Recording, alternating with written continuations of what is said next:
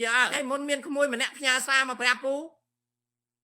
គាត់ថាពូអើយខ្ញុំរៀនច្បាប់នៅភ្នំពេញឥឡូវចូលឆ្នាំទី3ទី4ហើយតែខ្ញុំមានអារម្មណ៍ថារៀនអត់ចេះសោះអត់យល់សោះពូមិនដឹងរៀនចប់ទៅបានការអីទេ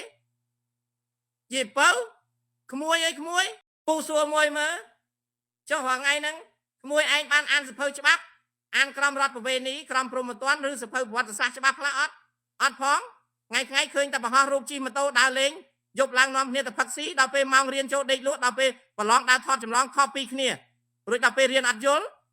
មកដេករអ៊ូកុំឈួតស្ដាប់ឲ្យតាន់រៀនច្បាប់វាមិនមែនរៀនមុនអាគមឬសូត្រធម៌ផ្លុំសោះស្រាប់តែចេះនោះទេក្មួយច្បាប់វាទៀមទាការអានវិភាគត្រេះរិះនឹងការប្រៀបធៀបបើក្មួយឯងអត់អានសភៅផងតើឲ្យវាចេះរបៀបម៉េចចង់ឲ្យទេវតាចុះមកសូត្រធម៌បញ្ចូលក្នុងខួរក្បាលមែននិយាយតាមភាសាអ្នកស្រែចុះវាដូចក្មួយឯងចង់ធ្វើស្រែអញ្ចឹងទឹកមកផលស្រូវពេញចរកតែខ្ជិលមិនព្រមទៅជួដីមិនព្រមដកស្មៅមិនព្រមដើរមើលទឹកមើលជីសោះ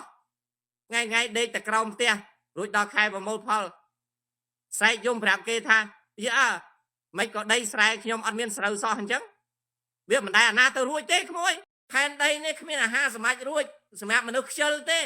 ក្មួយត្រូវដឹងថាមុខជំនាញច្បាប់នេះគឺត្រូវតស៊ូខ្លាំងណាស់កុំរៀនត្រឹមតែប្រឡងជាប់យកសញ្ញាបត្រមកស្លឹកទៅបង្អួតស្រីឬបង្អួតម៉ែឪអីដល់ពេលរៀនចប់กระดาษសញ្ញាបត្រមកស្លឹកកាន់នឹងដៃតែខួរក្បាលទៅទេស្អាតអត់ដឹងខ្លួនឯងចេះអីចេញទៅធ្វើការគេឲ្យធ្វើសេចក្តីព្រៀងច្បាប់ឬឲ្យជួយដោះស្រាយវិវាទអីមួយធ្វើអាការឆ្លើយអត់រួចចុងក្រោយខ្លាចជាអ្នករៀនច្បាប់អាណាថាដើរដេកត្អូញត្អែក្តិចក្ដួលពេញបណ្ដាញសង្គមកុំធ្វើខ្លួនអញ្ចឹងកុំល្ងងចង់រៀនច្បាប់ឲ្យចេះគឺត្រូវមួយអានឲ្យច្រើនក្រមច្បាប់នីមួយត្រូវអានឲ្យយល់ន័យមិនមែនទិញដោយសេកទេពីរស្រាវជ្រាវករណីសិក្សាមើលរបៀបដែលគេយកច្បាប់ទៅអនុវត្តក្នុងជីវភាពរស់នៅជាក់ស្ដែង3តាមដានព្រឹត្តិការណ៍សង្គមមើលព័ត៌មានជាតិនិងអន្តរជាតិដើម្បីដឹងថាច្បាប់គេដើរតួនាទីអីខ្លះក្នុងសង្គម4ទៅស្វែងរកនិងចូលរួមសិក្សាជាមួយក្រុមរៀនច្បាប់ណាបើក្មួយឯងឆ្លើយថាឲ្យអានម្នាក់ឯងវាធុញងងុយដេកនឹងចាប់ដើមពីណាពូណែនាំឲ្យទៅចូលរួមសិក្សាជាមួយក្រុមគេឈ្មោះថារៀនច្បាប់ទៅ